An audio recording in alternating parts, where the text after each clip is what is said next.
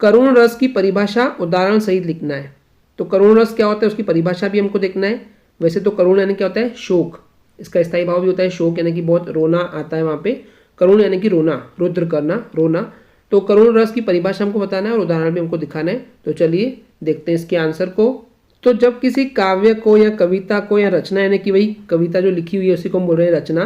तो जब किसी कविता को पढ़कर या फिर सुनकर हमें जिस दुख की या शोक की भावना, जो फीलिंग है, उसका एक्सपीरियंस होता है, उसकी अनुभूति होती है, तो ऐसी कविता में जो रस होता है उसको हम बोलते हैं करुण रस। ठीक है, तो वापस आपको बता दूं कि जब किसी कविता को पढ़कर या सुनकर हमें जो दुख या शोक की भावना की अनुभूति होती है उसको हम क्या बोलते हैं, करुण रस कहते हैं। अब इसमें होता क्या है, निश्वास हो जाते हैं, मैंने कई बार हमारी सांस रुक जाती है, हार्ट बीट बढ़ जाती है, छाती पीटना शुरू करते हैं, क्योंकि अगर हमारा कोई अपना करीबी कोई दूर हो जाता है हमसे तो भी हम छाती पीटते हैं, बहुत ज़्यादा रोना आता है, भूमि पर यानी कि ज़मीन पर गिर जाते हैं कई बार। तो इस टाइप से और भी बहुत सारे जो भाव हैं, जो फीलिंग है, वो हमको यहाँ पे सामने देखने को मिलती है। तो हम बोल सकते हैं वहाँ पे क्या है, करुण रस उन कविताओं में इस्तेमाल किया गया है। और ये कब होता है, अतार्थ, अतार्थ यानी कि जो बहुत ही ज़्यादा हमारे दिल के करीब हो। तो जब कोई बहुत ज़्यादा किसी प्रिय व्यक्ति, कोई प्रिय यानी कि बहुत प्यारा व्यक्ति जिससे हमारा बहुत लगाव था, या कोई ऐसी चीज़ जिससे हम बिछड़ जाते हैं या दूर हो जाती है, या फिर कुछ अनिष्ट, अनिष्ट यानी कि अशुभ या अमंगल जब होने की शंका हो या डाउट हो, या उसके विनाश से या किसी चीज़ के खत्म हो जाने से जो उत्पन्न होता है दुख, या दुख की उस स्थिति जहाँ पर हमें वो चीज़ फिर से पुनः जो है वो नहीं मिल सकती है। ठीक है, जहाँ पर हमको ये फिर से जो चीज़ हमारी गुम हो गई है, जो हमारे हाथ से चले गई है, उसके पुनः यानी कि फिर से मिलने की आशा, उम्मीद जो है वो खत्म हो जाती है, तो उसको हम बोलते हैं करुण रस। यहाँ पे क में बड़ी की मात्रा आएगी। ओके स्टूडेंट्स, ध्यान देंगे। तो ये लाइन बताने का रीज़न क्या है, कई लोग क्या बोलते हैं, सर श्रृंगार रस में भी तो ऐसे ही था। श्रृंगार रस में क्या था कि वियोग था, हमने आपको बताया, राइट। तो वियोग श्रृंगार रस में क्या होता है कि वो चीज़ हमसे छूट तो जाती है, लेकिन उम्मीद होती है फिर कभी मिल सकती है। पर करुण रस में ऐसा है कि हमने उसको खो दिया है, अब वो वापस चीज़ हमको नहीं मिलने वाली है। तो ऐसी कविता को रचने या पढ़ने पे जो हमें दुख या शोक की भावना होती है, तो उस कविता में जिस रस का इस्तेमाल किया गया हम वो बोलते हैं वो करुण रस है।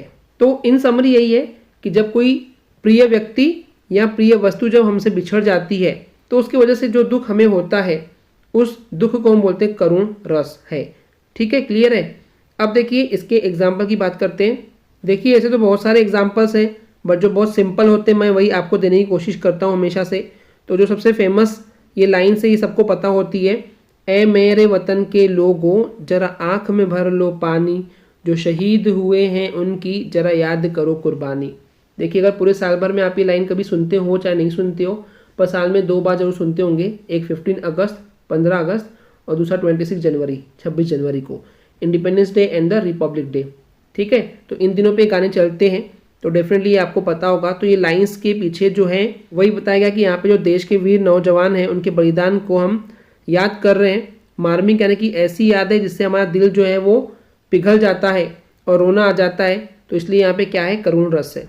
पूरी लाइन्स क्या है, अगर 2 लाइन लिखेंगे एग्जाम में तो भी चलेगा, पूरी लाइन लिखेंगे तो भी अच्छा है। लाइन क्या है, ऐ मेरे वतन के लोगों जरा आँख में भर लो पानी, जो शहीद हुए हैं उनकी जरा याद करो कुर्बानी।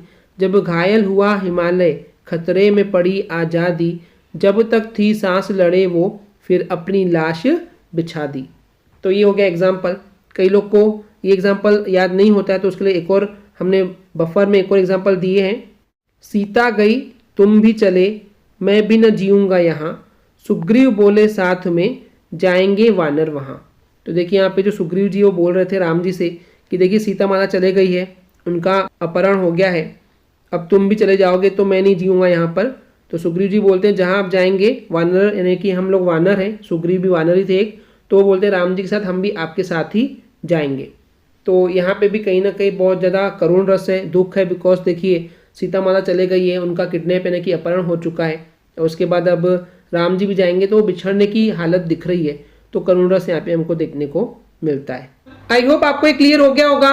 अगर आपको हमारी वीडियो से कुछ भी सीखने मिला या नॉलेज मिला तो प्लीज़ हमारे चैनल को सब्सक्राइब कीजिए एंड वीडियो को लाइक ज़रूर करें। आज के लिए इतना ही, थैंक यू।